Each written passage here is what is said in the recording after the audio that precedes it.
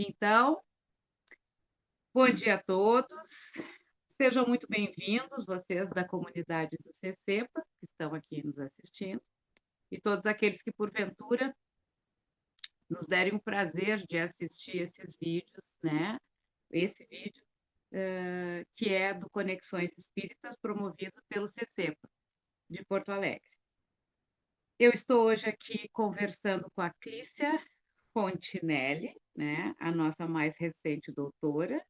Sexta-feira nos deu o prazer de ser laureada com o título de doutora, né? E hoje a gente vai falar com ela sobre um tema muito interessante, que é também um dos temas que está na pesquisa da Clícia, que é Espiritismo, uma revolução humanitária. Eu tenho que me apresentar dessa vez, porque usualmente quem conduz essas conversas é o Beto. Eu sou a Valéria Fabrício, sou uma das trabalhadoras do CCPA também, e vou apresentar aqui brevemente a Clícia, que tem um belo e vasto currículo, né? A Clícia é escritora, jornalista, professora do Centro Universitário Estácio Ceará, doutora em educação, mestre em comunicação, especialista em teorias da comunicação e da imagem e especialista em jornalismo político.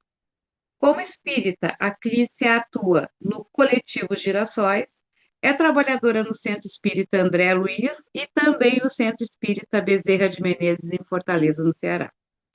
Hoje, conversando conosco sobre esse tema, né, Espiritismo, uma revolução humanitária.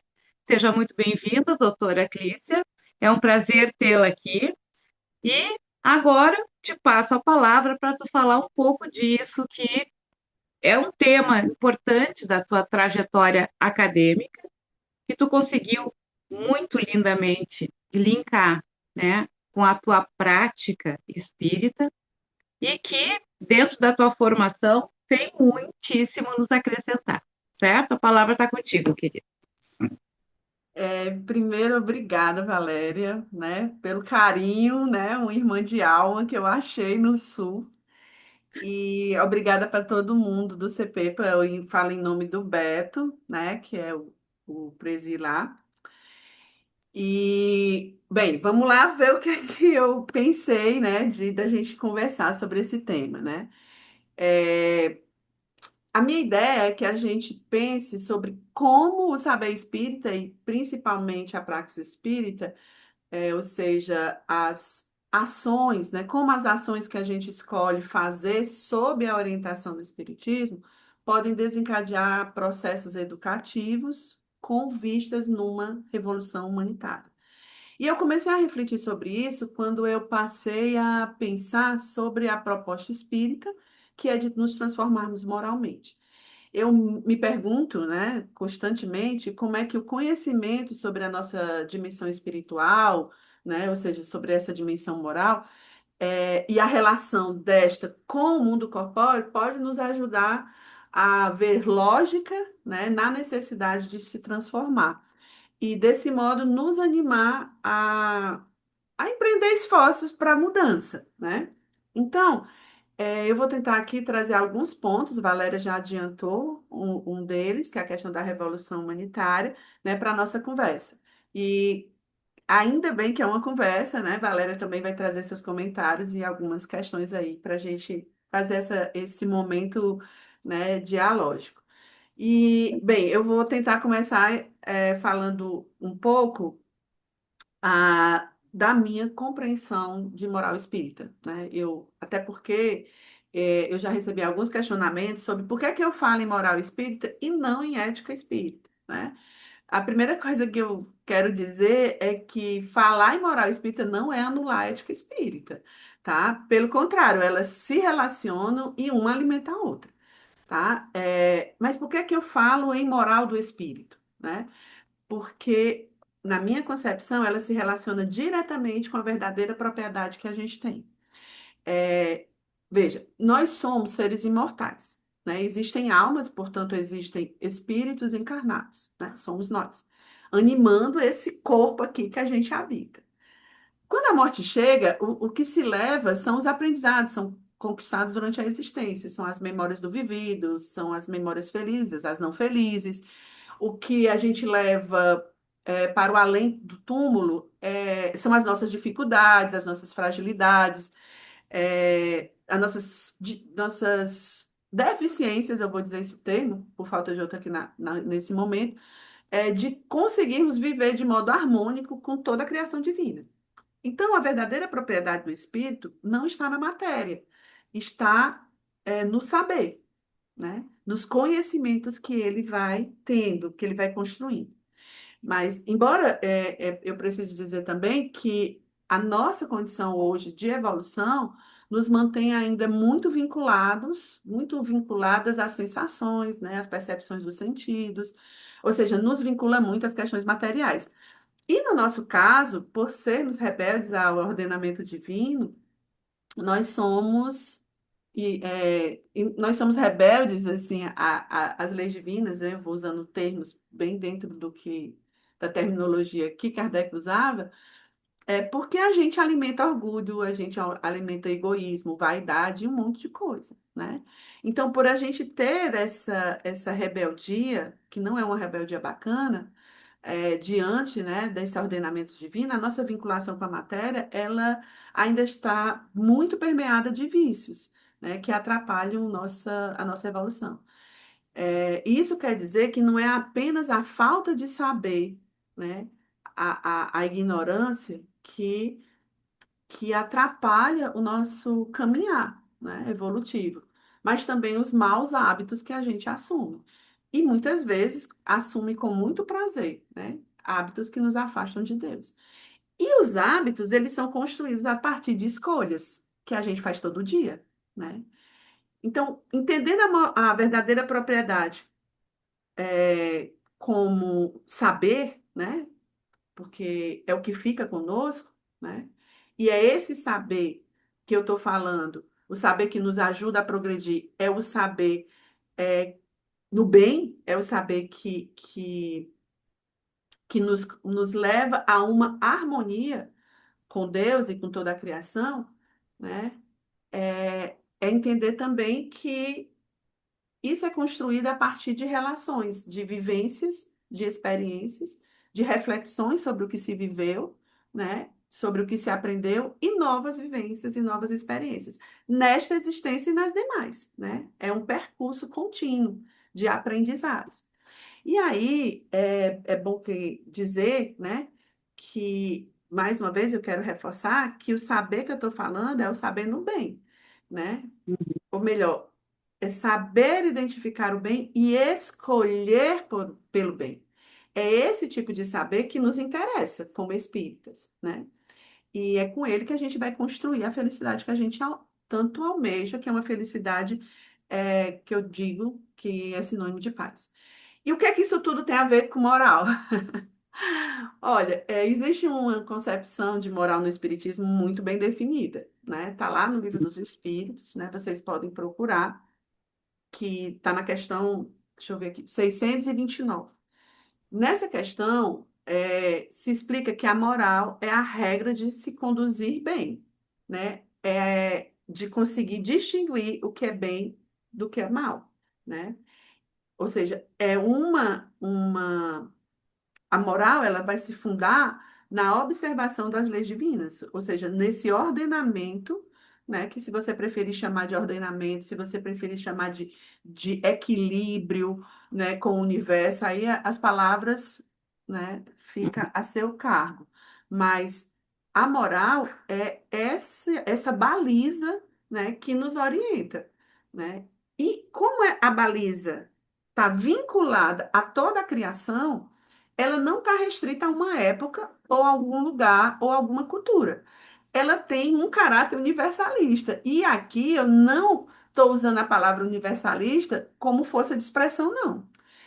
Eu estou falando que a moral no bem é a mesma para todo o universo, né? Porque ela está na base, na gênese de tudo, que é em Deus.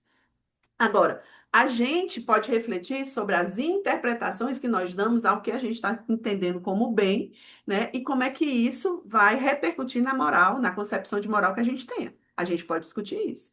A gente pode discutir o uso do discurso moralista, né, para subjugar as pessoas, para manter a opressão.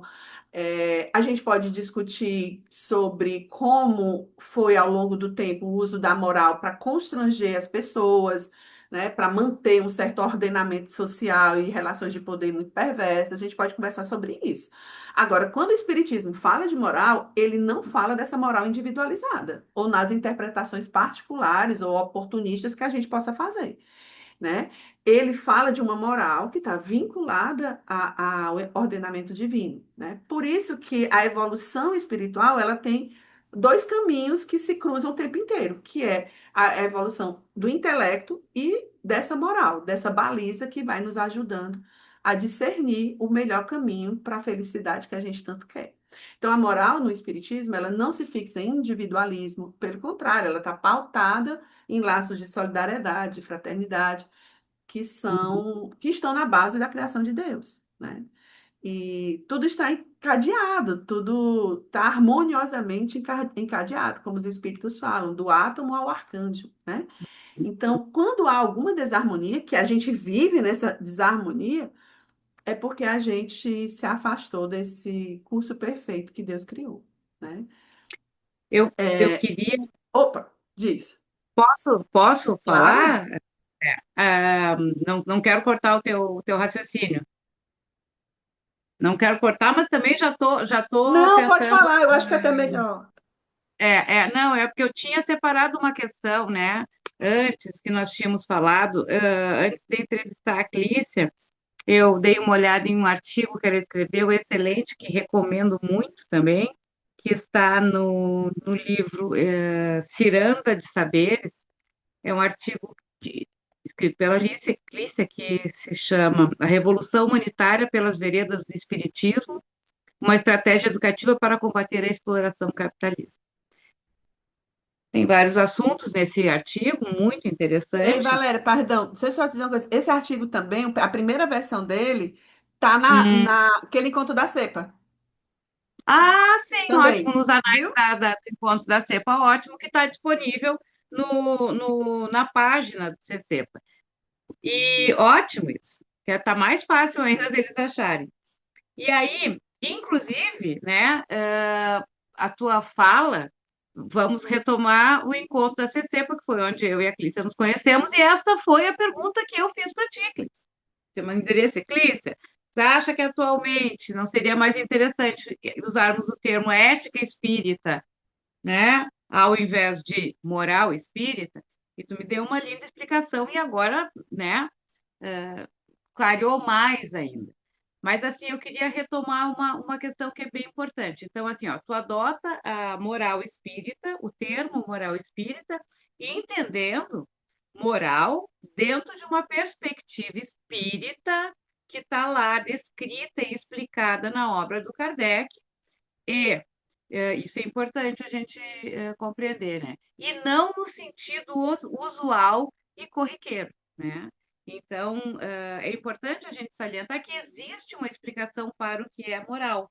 E quando tu fala em moral universalista, tu diz é a moral universalista no sentido estrito do termo, porque é a moral do bem, e não a moral moralista, não a moral circunstancial, não a moral temporal, porque a moral aqui é atemporal, né?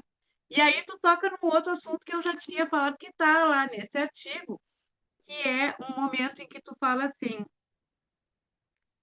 o relativismo entre o bem e o mal é uma estratégia para justificar as diferenças. Eu achei isso fantástico, né? Porque assim, eu não sei o que é o bem e o mal. Ah, mas eu agi assim porque eu não sabia. Muito fácil, né? Mas eu acho que tu diz, não, esse relativismo, ele é um discurso montado para justificar coisas que não são exatamente boas. Não sei se tu quer falar um pouco sobre isso, que tem a ver com o que tu estava falando antes. Tem sim. Assim, primeiro eu quero dizer para ti, Val, que eu estou usando aqui conceitos dentro do espiritismo. Em alguns Ah, momentos eu posso até fazer diálogo trazendo, por exemplo, no Cartigo eu faço um diálogo com o conceito perdão, de barbárie no capitalismo a partir de Adorno, certo? Que uhum. é filósofo, que trabalha também com a questão da sociologia e tal. Mas quando eu venho falar a partir da ótica espírita, eu vou atrás dos conceitos dentro do espiritismo, assim, como se eu Ah, estivesse indo falar de jornalismo, eu ia atrás e dizer, ó, tô na escola tal, enfim, e por aí vai, né? E assim, essa questão do bem e do mal, eu acho que a gente precisa assumir que muitas vezes a gente usa subterfúgios para justificar a nossa inação, sabe? Ou para justificar a nossa indiferença. Gente, olha, eu sou uma pessoa gordinha, tá? Vocês não estão vendo, não, mas eu sou. E eu como muito. Por isso que eu sou gordinha. Porque eu posso emagrecer. Não estou falando aqui em termos de gordofobia, não. Estou falando da estrutura do meu organismo. Eu justifico milhões de motivos para o meu organismo estar acima do peso. Isso é um desequilíbrio físico no meu corpo. Eu sinto dor, certo? Eu estou falando de um aspecto físico, que faz parte de uma criação física, do mundo físico. Eu percebo o desequilíbrio físico quando eu bebo demais, quando eu fumo, né? Hoje nem bebo nem fumo mais, mas já fiz muito isso na vida, né? Então, eu percebo os desequilíbrios quando eu não me exercito. Eu estou falando dos equilíbrios físicos. Mas existem os desequilíbrios que estão no campo do pensamento, do campo das emoções, do campo da alma, que é que são os desequilíbrios que estão vinculados ao mundo espiritual. E a prática do bem é se aproximar de Deus, hum.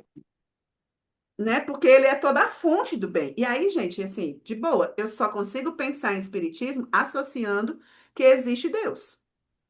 Para mim, isso tem que estar na base, assim, senão não faz muito sentido a proposta espírita, né? Então, eu sei quando eu me afasto. Gente, os animais que não raciocinam como a gente, eles sabem quando eles estão se afastando das coisas deles. Eles têm instintos, né? Que é um tipo de inteligência rudimentar. Então, nós também sabemos quando a gente não está sendo muito bacana nas nossas escolhas, né? Então, não tem essa coisa de dizer que o bem ele se altera. Não, ele não se altera, galera. A gente é que pode estar entendendo errado. Por quê? Porque a gente está cheio de egoísmo, porque a gente está cheio de razão, né? Porque a gente está cheio de orgulho. Então, é fácil a gente perceber.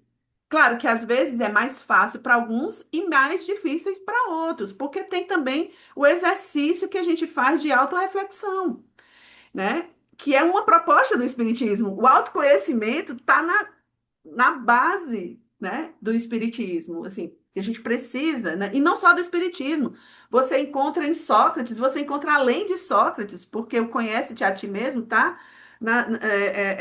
No oráculo lá, quando ele chegou, já estava, né? Você encontra nas correntes de psicologia, você encontra em uma série de ciências, né? Essa ideia de se conhecer, né? Então, o bem, ele não é relativo, a gente relativiza, né? E isso sustenta uma ordem opressora. Olha, a ordem capitalista, ela é completamente irracional. A gente cria coisas, produz coisas, inventa coisas, acumula coisas na mão de poucos. A gente tem condições de viver melhor, mas o que é que a gente está fazendo? A gente tá várias pessoas morrendo de fome todo dia. O planeta está se acabando. Quem acompanhou a COP viu os absurdos. Então, a gente sai justificando. E a gente justifica como? Ah, eu não consigo. Eu tento fazer o meu melhor. Que bom que você tenta fazer o melhor, mas vamos fazer mais um pouquinho, né? Porque não é só fazer o bem. Ou não, desculpa, não é só fazer o mal, deixar de fazer o mal, é fazer o bem também. São dois aspectos que o espiritismo. Aí eu voltei para o espiritismo, né? Que o espiritismo propõe. Olha, não é só você rejeitar o mal, é você também fazer o bem. A omissão É um sinal de indiferença. Agora, por que que a gente se omite? Aí a gente tem uma série de possibilidades de reflexão, que vai desde uma ideologia que interfere no modo como a gente pensa, né? A ideologia do grupo do qual a gente faz parte, da sociedade que a gente faz parte, até o amadurecimento moral do espírito. Que aí é ao longo das suas existências que ele vai construindo. Então, tem uma possibilidades múltiplas. Então, não dá para a gente relativizar o bem. A gente tem que assumir. E quando a gente assume, isso dói, viu? Quando eu tô falando isso, eu estou falando de mim. Eu estou sorrindo porque dói, assim. Eu tenho essa histeria, assim. Eu sorrio quando dói. Eu tenho essas coisas. Mas, enfim, é difícil eu ter que dizer. Eu comecei a me colocar como anticapitalista, eu tinha 15 anos. E aí, no dia que o Espiritismo chegou e me disse que eu também contribuía para o capitalismo, eu fiquei arrasada. Eu disse, como assim, Brasil? Né? E aí, eu acho que. Mas foi bom para mim pensar isso, porque eu comecei a entender. Eu sou contra a acumulação privada da riqueza e eu já tive mais de 6 mil livros que estavam com poeira na estante, sapatos que estragaram nas traças porque eu não usei, sabe? Ah, mas isso são pequenas coisas porque eu sou pequena dentro do mundo, dentro do universo, né? E também porque eu sou lisa, né? Se eu fosse rica, talvez eu tivesse um iate, sei lá, né? Então, assim, eu acho que a gente precisa, assim, sério, assim, falar sério, né? Que é isso que a gente tem que falar sério para falar das coisas importantes. Eu acho que a gente tem que falar com leveza do que é importante. A gente não pode relativizar o bem, principalmente para quem está se colocando como espírita, porque a proposta espírita passa por uma mudança em você. E se você não consegue perceber, se nós não conseguimos perceber o que está entravando a nossa mudança, aí tipo, sei lá, a gente fica perdendo tempo, assim, sabe? É aquela conversa do barzinho que é maravilhosa na hora, que te encanta e tal, e que depois você nem lembra o que foi que conversou. Tipo isso, assim, né? Não sei se era bem por aí que você. Eu acho que eu Não fui era aí essa. pela Eu tangente, acho assim. que a gente. Não, não. É bem essa ideia, né, que está no Livro dos Espíritos, diluída em praticamente quase todas as questões, que o bem é uma escolha em prol do bem de todos, né? Então, assim, eu também acredito, e é uma questão de leitura, uma leitura séria, uma leitura atenta, em que tu vai ver que existe uma responsabilidade individual e uma responsabilidade social, né? E falando em responsabilidade individual e social, também tomando esse artigo, né? Porque a tese dela eu ainda não consegui ler, tem quase 400 páginas, tem que tirar as férias para ler a tese. Tem uma outra questão que eu achei muito interessante, que está ligada com a ideia de bem e com a ideia de responsabilidade, em que tu fala assim, tu resgata a máxima, né? Fora da caridade não há salvação, e tu diz assim, sublimando o trauma que temos da palavra salvação, né? Temos que levar em consideração que a salvação espírita não é heterônima. Queria que tu falasse um pouco sobre isso, porque nós estamos falando de caridade, né? Que é um pouco do que tu está falando, que também tem um sentido que veio, né? Se despindo de um sentido antigo e carregado, impregnado, eu diria, né? Da ideia de esmola, né? Tanto a palavra caridade já está fora, está numa outra espiral, como a questão da salvação dentro do Espiritismo, e tu coloca isso muito bem. Então, eu queria que falasse um pouco sobre isso. Bem, primeiro, é bom lembrar que muitos termos que o Kardec trouxe para o Espiritismo, eles estão vinculados, né, a, a um linguajar, ora religioso, ora filosófico, ora científico, né? E muitos desses termos eu acho que ele utilizou propositadamente para dar novos sentidos, novos significados. E eu acho isso fundamental. Eu acho que as palavras não podem ficar sendo apropriadas por quem oprime. A gente tem que tirar todas as palavras. Aí eu estou oprimindo, né? Mas é, as palavras precisam ser apropriadas por nós e ganhar novos significados. Então, assim, a salvação dentro do Espiritismo, ela segue a lógica proposta de uma liberdade de consciência, né? De escolhas, de escolhas. Ai, Valéria, minha mãe tá me chamando aqui, só um segundo. Tá bom.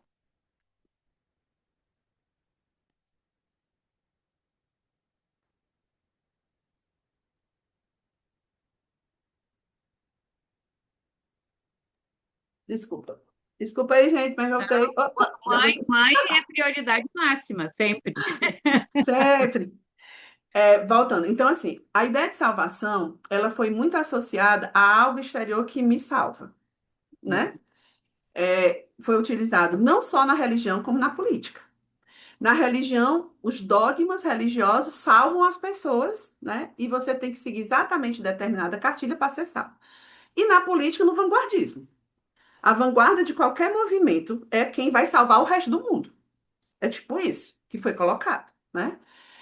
Então, a gente criou um ranço com essa ideia de salvação.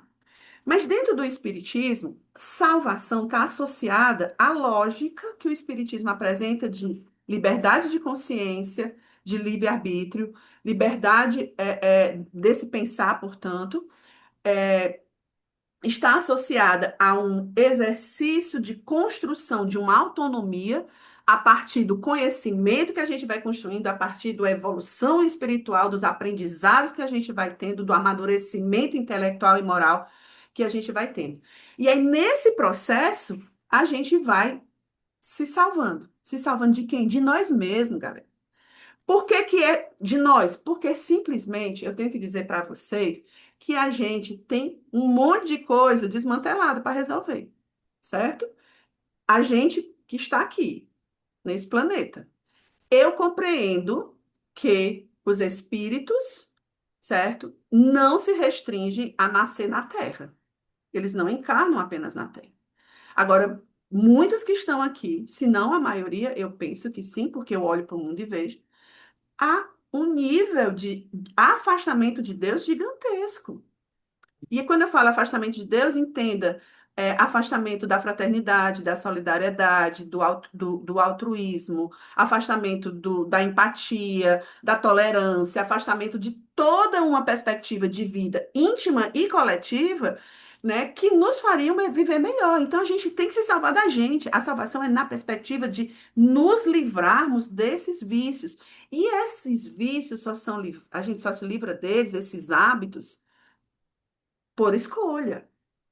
E não é o outro que vai escolher por mim, não é o outro que vai tirar de mim ideias e sentimentos que eu alimento há, sei lá quantas encarnações, né? Então, a ideia de salvação é nessa perspectiva. E onde é que entra a brincadeira da caridade? Aí eu vou para a caridade, para o conceito espírita de caridade, né? Caridade é benevolência, indulgência e perdão. Caridade é uma proposta de uma virtude ativa. E o que é uma virtude ativa? É algo que algo no bem, que precisa ser vivido. Eu não vivo a caridade se não tiver o social comigo. Mas Uhum. não é porque eu vou dar pão. Dar pão, sopa, é porque o mundo é tão desigual do ponto de vista material das coisas, que quando você gosta de uma pessoa, você não quer que ela passe fome. Ou pelo menos deveria ser esse o motivo de você dar uma sopa para alguém. As pessoas invertem o sentido de caridade, fazem isso para se exibir, fazem isso para manipular, etc. Gente, isso tudo é desvio da proposta original, né? Então, a construção da caridade é a construção de uma transformação moral em você, transformação espiritual, que acontece numa prática, numa relação de convívio com o outro, né? A caridade fala mais de você do que do outro, que está recebendo algum nível de empatia seu, porque se eu falo indulgência, eu estou falando também de empatia, né? Porque ele erra, mas eu erro também, né? Se eu falo de perdão, eu estou falando de tolerância, eu estou falando de empatia de novo, porque se eu estou abrindo meu coração para aliviar as mágoas que eu recebi, é porque eu sei também que eu também provoco mágoas em outros, né? Eu estou falando de mim também. E se eu desejo bem, eu estou tentando construir um bem para me aproximar de Deus. eu preciso desejar o bem todo o tempo. Porque se eu não desejar o bem todo o tempo, eu não vou conseguir fazer o bem todo o tempo. Esse é o nosso problema, a gente não deseja o bem todo o tempo. Aqui no meu reloginho, né, são 11 horas. Eu acordei por volta das 6 da manhã. Tem 5 horas. Eu não vou dizer que durante 5 horas eu desejei bem todo o tempo. Não fui. Não rolou. Certo? Então, a caridade proposta pelo Espiritismo é associada a uma educação espiritual que acontece nas experiências que esse espírito vive, nas reflexões que esse espírito faz nesta existência e nas demais. Nesse processo, ele vai progredindo, ele vai aprendendo e ele vai se aproximando mais vamos dizer assim, da fonte de equilíbrio que é em Deus. E ao fazer isso, ele se salva dele mesmo, sabe? Ele se salva dele mesmo. A caridade material tem sua função? Tem. E aí não foi com o Espiritismo que eu aprendi essa parte, eu aprendi bem antes com os programas sociais dos governos populares que o Brasil teve, né? Quando eu fui trabalhar no interior do Ceará e a gente foi construir cisterna em regiões que tinham muita aridez e muita falta d'água, né? Eu não podia ficar sociologando, filosofando quando as pessoas estavam com sede ou com fome. Elas têm pressa. Quem tem fome, quem tem sede, tem pressa, né? Resolve a estrutura do sistema opressor que a gente está, da desigualdade? Não. Mas uma coisa acontece, aquela pessoa vai ter pelo menos um pouquinho mais de condições para talvez pensar sobre a estrutura que ela vive, né? Enfim, acho que é por aí. Não É. sei se... Não, e é interessante, respondeu, claro que respondeu, ainda deu um exemplo ótimo. É interessante porque nós estamos sempre falando de uma questão central, é o quanto eu, o que tu diz, né? A pessoa em si, ela se reconhece, conhece a ti mesmo, né? Ela se livra das suas mazelas, as más tendências, né? Se livra não, né? Ela supera essas más tendências e isso repercute diretamente no meio em que nós vivemos. Então, é um efeito circular, né? Sou eu e os outros e eu, o meu espaço de atuação é o mundo em que eu vivo, e para isso eu tenho que me transformar. Então, mas é sempre, e é interessante que tu falou uma hora ali da questão da caridade, né, do conceito, que é uma virtude ativa. A caridade é uma ação, seja ela de rezar para uma pessoa, mas a palavra caridade depreende sempre uma ação. Que ação é essa, né? Então, isso é uma coisa bem interessante, gostei, né? Da transformação pessoal que tu disseste, né? Atinge o meio, transforma o meio. E essa ideia foi ótima. A cisterna, independente do que tu ajudou a construir, independente da extensão que isso teve do ponto de vista da educação moral do espírito que tomou a água, mas no mínimo tu deu água para aquele corpo poder viver, entendeu? Tu proporcionou que ele tivesse acesso à água. Ei, Então, Valéria, assim, e tem mais uma coisa. Quando a gente propõe isso, que a gente mostra que é possível que a pessoa tenha uma questão material, por exemplo, ela passa a se contentar. Ela não se contenta mais com o pouco que ela tinha, ela quer um pouco mais, sabe? E assim, aí eu falo isso no sentido bom da palavra, de querer um pouco mais, né? De querer mais dignidade, né? Por isso que todas as nossas conquistas sociais, né? Dos direitos sociais, embora eu não sou muito afeita às questões dos direitos, por conta da democracia, a pessoa que é anticapitalista tem lá suas questões com os direitos, com a legislação, mais precisamente, mas é o que a gente tem para hoje, né? Então, quando você tem um determinado direito social, é difícil você tirar ele, no sentido uhum, das pessoas aceitarem calmamente, sabe? Há um reclame, né? Então, a gente precisa entender que é um movimento que ele é contínuo e ele é também dialético. Esse movimento da caridade que eu estava falando, de a gente aprender a ser caridade, a caridosa, aprender a ter essa virtude, é uma espécie de eu tenho uma tese, sou eu, uhum.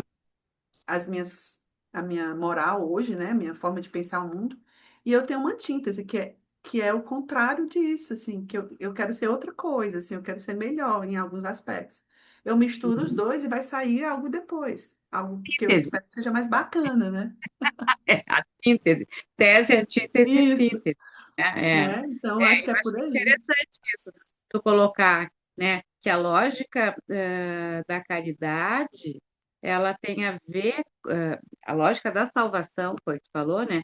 Tem a ver com a liberdade de consciência e com a construção da autonomia, né? Mas essa salvação, de novo, é para isso que tu disse, né? É algo que vem num mundo que é complexo, num ser que também não é bolinho, porque está lá tendo que viver disso tudo, juntar tudo isso e fazer uma terceira coisa que atinge o meio, né? Isso sem essa visão pequena da caridade, porque a caridade como esmola é inclusive uma prepotência, né? E Deus não pode ser prepotente, muito bem sabemos, lendo direitinho o livro dos Espíritos. E outra coisa, assim, ainda em relação à caridade, né? São duas questões que se colocam. A caridade é o oposto do egoísmo, né? Sim.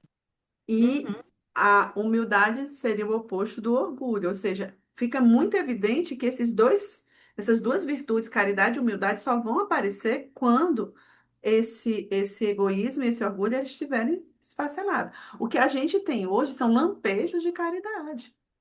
uhum, Lampejos de ações ainda. É muita prepotência a gente achar que faz caridade, ou que tem, ou que é sim. caridosa, meu Deus, socorro. Né? É, Então a gente é. precisa compreender. E por que que é bom a gente entender isso? Porque a gente chama de novo a responsabilidade para a gente, entende? Então, quer dizer que se no mundo que a gente viver não tiver mais ninguém passando fome, então eu vou parar de fazer uma ação de caridade? Não, gente, a caridade é além do prato de comida. E assim, Val, tá lá no livro dos Espíritos, quando vai falar que a caridade é muito além de esmola, que vai falar da relação de tratar o outro como alguém, como você. Enfim, tem uma série de reflexões que esse termo traz na doutrina toda. Agora, se o mundo trabalha diferente o termo caridade, se os próprios espíritas trabalham o termo de caridade, então está na hora da gente voltar a refletir sobre o que é o termo e pensar como é que esse termo está sendo aplicado na prática. Né? Não é simplesmente dizer, não falamos mais esse termo, está abolido. Está Uhum. aparecendo quando as pessoas pegavam e diziam que determinados livros de romances não poderiam ser lidos pelas mocinhas porque tinham palavras lá muito jocosas. As palavras continuaram existindo. E as mocinhas continuaram sendo mocinhas? Não. Não, Né? sobretudo a prática continua existindo. Se fosse só a palavra, não era nada, mas a prática continuou, né? Então, aí isso já é a deixa para uma questão também que eu queria conversar contigo, que eu acho que está muito de acordo com o que está acontecendo no nosso tempo, né? E a gente, né, passou pelo termo salvação dentro da visão espírita, o termo moral dentro da visão espírita, o termo caridade dentro da visão espírita. Tu quer resolver ali com a Manes? Pode falar com ela. Não, não, eu já resolvi aqui. É que o papai tá fazendo exercício de voz e aí tá aqui cantando aqui. Eu pedi só para ele cantar lá na sala. Tá bom. Vai botar um fundo musical para nós, né? Então, é uma coisa bastante importante, né? Que nós precisamos olhar para o Espiritismo com o que ele diz. Portanto, nós precisamos estudar Kardec com seriedade e entender o que cada conceito tem dentro desta doutrina, certo? Isso é algo que para que não vire um senso comum, né? A caridade como assistencialismo, que não é o que está lá, né?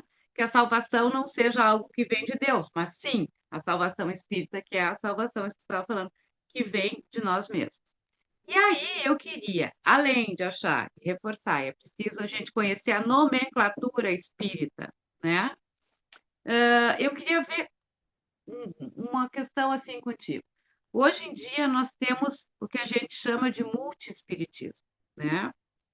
O espiritismo ele saiu da doutrina do Kardec, está lá com a sua bibliografia muito bem documentada, muito bem divulgada, mas nós temos hoje um espiritismo que é fortemente católico, um que não é tão católico, mas tem, né, o destaque da figura de Cristo. Nós temos o espiritismo mais com uma tendência social progressista, e nós temos várias, digamos assim, que não são nem religiões, né, mas manifestações espiritualistas que bebem na fonte do espiritismo, que se dizem espíritas. Por exemplo, tu vai em casa espírita, tu chega lá e tem quadro do Ramatiz, com práticas que não estavam, né? Cromoterapia, enfim, práticas que não estavam, né, a rigor dentro do espectro espírita. Tu tem ainda casas que são casas de apometria, tu tem ainda a Umbanda que se diz espírita, né? Onde é que está o espiritismo? Esse poliespiritismo, tu acha que é positivo? Enfim, como que tu vê essa Babel espírita? Porque nós estamos vivendo isso, né? Isso que eu peguei algumas, nós poderíamos ainda aumentar esse espectro, né, de vários espiritismos. Queria que tu falasse um pouco sobre isso. Dentro, lembrando, né, que a gente tem pautado muito, assim, tem um conhecimento muito bom de filosofia e conceitos espíritas, que é algo que tu está marcando desde o começo. A palavra é tua. Primeiro, assim, não é de hoje, né? Essa questão de interpretações diferenciadas do fazer espírita. Tem um texto, eu não vou me lembrar agora o nome do texto, mas é um texto que Kardec traz na Revista Espírita, em que ele vai falar da forma como eram feitas as reuniões com os espíritos em Bordeaux, se eu não me engano, é em Bordeaux. E o que é que tinha chegado para Kardec, sendo bem resumido, tinha chegado para Kardec que a galera lá estava se ajoelhando, estava rezando, estava fazendo alguns rituais muito semelhantes às influências católicas, né? E aí um amigo de Kardec foi lá e conheceu aquela vivência daquele centro e trouxe algumas comunicações que os espíritos lá escreviam, né? E eram comunicações boas do ponto de vista de conselhos, do ponto de vista da instrução, né, da evolução do espírito. Aí Kardec diz algo do tipo assim: se eles se sentem à vontade de botar o joelho no chão, que botem. Vamos convergir no que é importante, que é essa transformação moral. Veja como os espíritos que estão com eles estão bons no sentido de querer esse bem, né? Essa mudança da alma. Então, eu acho que a concorrência é disputa de ego, certo? A concorrência é disputa de ego. Ela só faz alimentar mais ainda o meu ego. Isso não quer dizer que eu tenha que concordar com ideias ou práticas que eu discorde e que eu acho que, ora, entendeu errado, interpretou equivocadamente um conceito ou uma forma do espiritismo, né? Ou ora, piora o nosso progresso, a nossa evolução. Até porque falar, vamos dizer assim, denunciar as doutrinas que são perversas, por exemplo, ou os desvios que acontecem, faz parte de uma construção desse conhecimento. Agora, mais do que falar, as práticas elas, elas têm um peso muito intenso, né? Então, eu penso que há interpretações distintas desse conhecimento. O que Kardec escreveu junto com os Espíritos, para mim, é uma obra extremamente coletiva, a obra mais coletiva que eu conheço, né? Que tem mais autores, mas ela não é a única pedra de uma verdade absoluta, certo? Existem várias outras questões que estão apresentadas, vinculadas inclusive ao pensamento espírita, mas que trazem outros nomes, trazem outras formas de viver, mas que leva para quê? Leva para essa relação harmônica com Deus. Então, eu acho que a gente precisa entender as interpretações, certo? E encontrar modos de diálogo, se for possível. Se não for possível o modo de diálogo, não se acompanhe dessas pessoas, se acompanhe de outras e vai construindo seu caminho, vai fazendo a sua cidade mais bela, né? Com mais pessoas que isso vai arrastando no sentido de atrair outros, né? Então, assim, existem as interpretações. O espiritismo, ele é um saber que se pauta numa relação com esse ordenamento divino, vamos dizer assim, né? Tanto do mundo físico como do mundo espiritual, ele vai buscar, né, nesse fenômeno da natureza, e aí nós fazendo parte dessa natureza, natureza, mundo físico e mundo espiritual, mas ele foi uma organização de um pensamento, né? Que na minha concepção é o que se aproximou mais da proposta de entender Deus e entender o mundo que a gente vive, né? Agora, saber disso significa que há um processo a ser caminhado. Olha, Valéria, eu me tornei espírita em 2015. Gente, eu tenho aí 10 anos de espiritismo.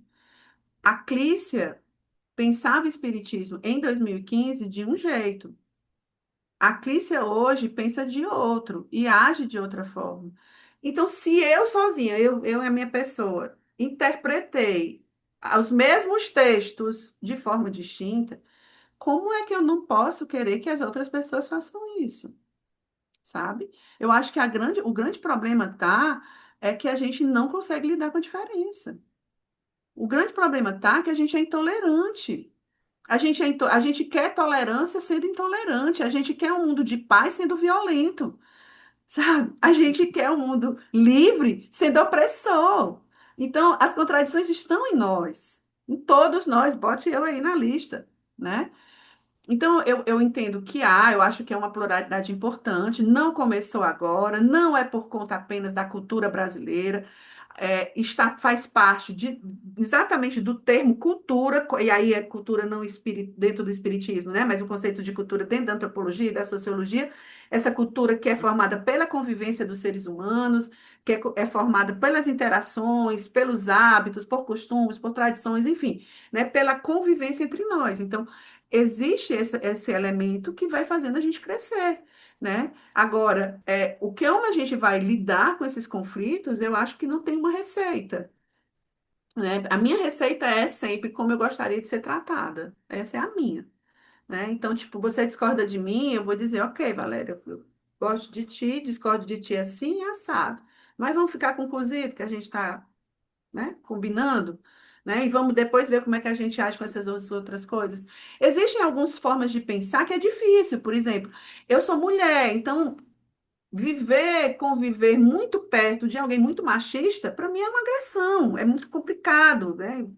Capaz de eu comer a jugular da criatura, né? Mas é um esforço também de processo, né? De entender que há ali também uma limitação de raciocínio, uma limitação moral e ética, né? É nele, mas isso não quer dizer que eu não tenha as minhas limitações também. Então, eu acho que a pluralidade de interpretações dentro do meio espírita, da cena espírita, é importante. O debate, ele precisa acontecer, porque senão a gente não aprende, gente. Se eu tiver medo de discordar, é porque eu estou tendo medo de refletir. Cadê a liberdade de consciência? Que a gente falou tem alguns minutos, que está na base. Cadê a autonomia que a gente tenta construir? Cadê os processos de educação que estão em mim, mas que estão também feitos de forma coletivizada, né? Então a gente precisa refletir sobre essas questões. Ótimo. Adorei que eles estavam ajoelhando e que o Kardec, eu não sabia disso, Kardec disse, olha, tudo bem, deixa que ajoelham, desde que, né, a intenção, que é uma palavra excepcional na doutrina, né, a intenção nossa é o que dirige todo o resto, né, desde que a nossa intenção seja convergir no bem, que é o que ele disse, né, então essa essa ação de pensamento é o que no fim vai mudar, né? Fazer melhorar, promover a melhora. Também fiquei pensando nisso que tu disse, né? Convergir no bem significa praticar a inclusão, né? Então, assim, a doutrina ela é absolutamente inclusiva. Ela parte de princípios que são princípios inclusivos, né? Então, é interessante, gostei, achei que essa e também muito legal o que tu disse, né? Na verdade, não é uma pluralidade do espiritismo, é uma pluralidade da cultura, faz parte, né? Então, sejamos menos reticentes, né? E é algo que hoje em dia me parece que não há muito, né? Ou eu sou assim, o espiritismo certo é o católico, o espiritismo certo é o espiritualista, o espiritismo certo é o progressista, né? E a proposta é exatamente o contrário, né? Queria ver contigo uma questão que eu acho que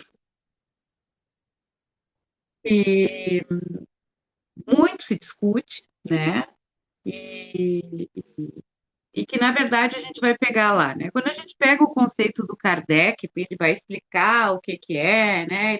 E no início, por exemplo, do livro naquele livro que é o Espiritismo, ele faz uma conceituação do espiritismo bem reduzida, né? Que é para pessoas entenderem, e que não fala necessariamente de religião, exclui a palavra religião, né? Só que o consenso geral dos estudos espíritas no Brasil diz assim: o espiritismo é filosofia, ciência e religião. E aí eu queria te botar nessa sinuca de bico, né? Para a gente terminar um domingo de manhã maravilhoso. Tu tem assim uns minutinhos para me dizer, Clícia, o espiritismo é religião? Se ele não é religião, o que é que Jesus Cristo está fazendo ali?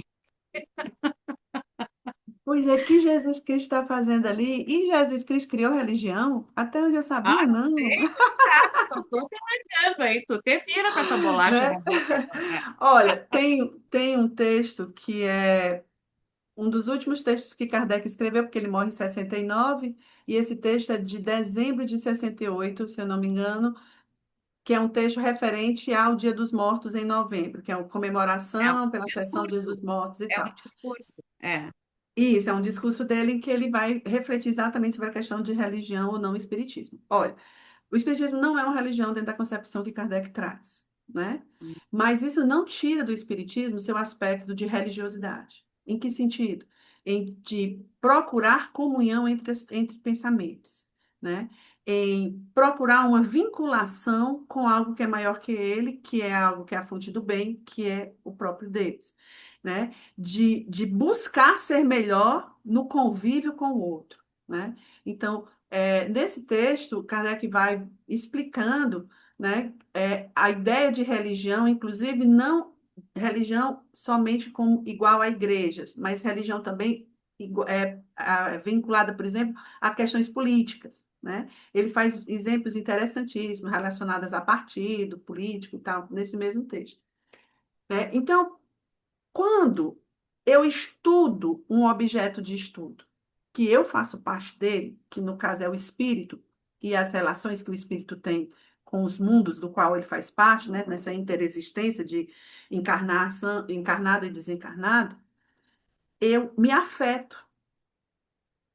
Só que a afetação que eu sofro não é uma afetação que está apenas no campo do intelecto. Ela está no campo também de a minha vinculação com o divino.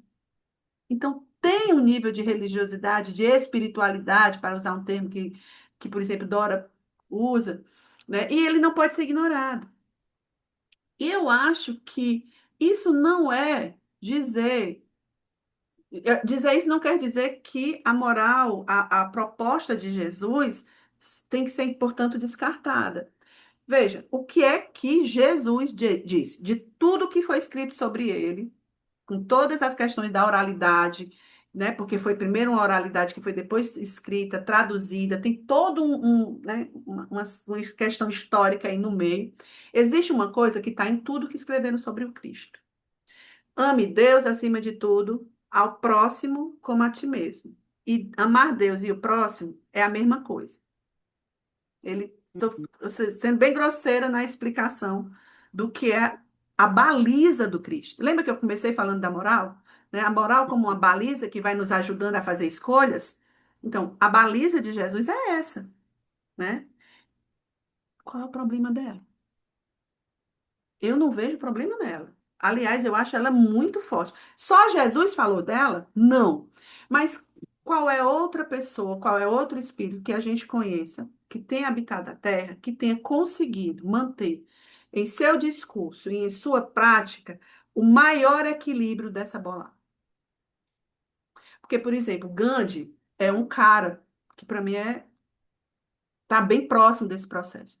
Mas Gandhi deu uma entrevista que ele diz que um dos temores que ele tinha quando foi preso era fazer com que o coração dele, o medo que ele tinha era se o coração dele pudesse ficar endurecido diante dos algozes, diante daqueles que o maltrataram quando ele foi preso. Ou seja, ele tinha clareza que ele podia sentir aquele sentimento. Até onde a gente sabe, quando Jesus levou açoite, quando ele foi preso, etc., ele não levanta essa possibilidade de ter raiva ou de ter mágoa. Pelo menos até onde se sabe. Das narrativas não tem isso.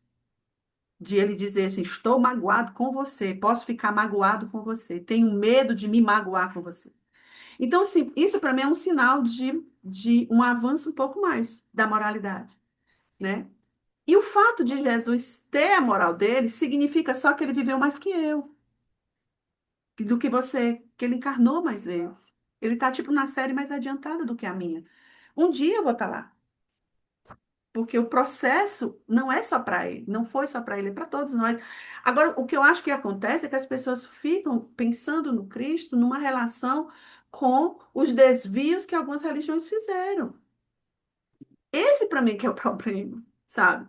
Né? E aí eu volto de novo, do mesmo jeito que existem palavras, expressões que foram tomadas, surrupiadas, deturpadas, né? Existe esse conceito. Eu vou fazer uma comparação bem esdrúxula que quando eu era militante de movimentos sociais mais ferrenha, algumas pessoas diziam assim para mim, olha, o que o Marx dizia sobre o sistema capitalista está totalmente ultrapassado.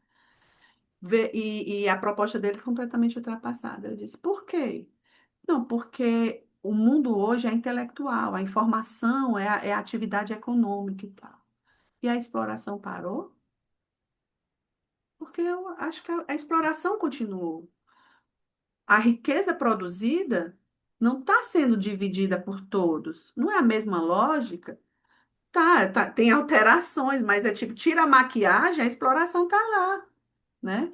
Então, tiremos os desvios, tiremos os oportunismos em cima do ensinamento de Jesus e a gente vai encontrar a baliza mais interessante, né? Ah, mas se eu não tenho uma vivência próxima a Jesus, não vai dar certo eu progredir? Claro que vai, né? E aí eu volto de novo a Gandhi. Gandhi diz que o Sermão da Montanha, se apagassem todos os livros sagrados, o Sermão da Montanha já daria conta de toda a proposta no bem, né? E aí eu não tenho o Sermão da Montanha, porque eu não conheci Jesus, eu não tenho uma cultura cristã, mas veja o que Gandhi disse. Gandhi disse que está nos outros. Então, a verdade do caminho do bem está dito de outras formas, por outros líderes religiosos e tudo, embora Jesus nem se colocou para ser líder, né? Agora, por que dá um espaço para Jesus? Não por ele ser usado por religiões hegemônicas, mas porque a baliza dele nos parece mais apropriada. É propriedade dele? Não. Por quê? Porque está vinculada a Deus, a um aprimoramento de Deus. Então, essa baliza pode estar em outros. Então, vamos dizer quem são os outros, sabe? Então, assim, ó, me diga, olha, tem a Maria e o João. Você não conhece. A Maria e o João, eles moram aqui na minha rua. Eles têm essa baliza aprimorada e talvez até melhor do que a do Cristo. Pô, então, pronto, vamos trazer o João e a Maria, né? Não dá para simplesmente dizer, renega esse exemplo objetivo de um ser objetivo, espiritual que encarnou, né? Porque se a gente tira esse ser, a gente tira a concretude da possibilidade de mudança. A gente vai ficar no plano só das elucubrações, das especulações. Não, a gente pode, é possível ser diferente, é possível fazer diferente. Então, eu acho que ele tem esse papel também do possível, né? Enfim, eita, a gente conversou foi um bocado, né? Minha filha, o que eu quero te dizer é o seguinte: estamos no nosso último minuto, eu deixo contigo a palavra para finalizar e já te agradeço. Espero que a gente se encontre outras vezes para ter outras conversas. É sempre muito gratificante, né, conversar, ainda mais quando a gente está assim, é, tu está, né, embasado em academicismo, entendeu? É acadêmica a conversa. Nós estamos falando de bibliografia, nós estamos falando de filosofia, nós estamos falando do eu acho, né? Nós estamos numa outra categoria nesse momento. Bom, existe um corpus aqui, existe outra, e é sobre isso que a gente vai falar. Isso é muito gratificante porque tira o espiritismo do senso comum. E a gente precisa estudar, subir essa régua, né? Para entender um pouquinho melhor Kardec, né? Porque a régua dele não era baixa. Então, querida, muitíssimo obrigado por disponibilizar teu tempo, que está corrido, eu sei, está aqui com a gente. E o último minuto é contigo, Clícia Fontenelle, doutora Clícia Fontenelle. Bem, gente, assim, ó, eu agradeço demais por esse momento, essa conversa com a Valéria e com vocês que vão estar escutando, assistindo. Depois eu vou olhar se tem comentários. Eu só quero terminar dizendo que quando a gente fala de revolução humanitária, a gente está falando de um movimento que é contínuo, que ele é individualizado, mas ele é global também, ele envolve todos nós. E esse movimento ele é feito a partir de aspectos da filosofia, aspectos da religiosidade, e a proposta dele é mudar essas estruturas sociais que a gente vive, que são tão opressoras. Só que isso só acontece se a gente também acordar para a vida, acordar para a nossa consciência. E o Espiritismo nos ajuda, ele nos amplia o leque sobre nós, né? Mostrando que nós somos seres imortais, que estamos todos encadeados e que faz muito sentido tratar o outro como irmão. É isso. Beijo, amiguinha. Querida, muito obrigado. A turma do CCPA que está nos acompanhando, essa é a última live de 2025. Fechamos com chave de ouro, falando, né, de Jesus de Nazaré, falando de caridade, falando de coisas positivas da ação no mundo. E nos vemos de novo no Conexões em 2026. Clícia, muitíssimo obrigado. E vai aproveitar teu título e entrar em férias agora, menina que tu merece. Beijo, beijo. Beijo, tchau, amiga. Tchau. Deixa eu parar aqui. Encerrar.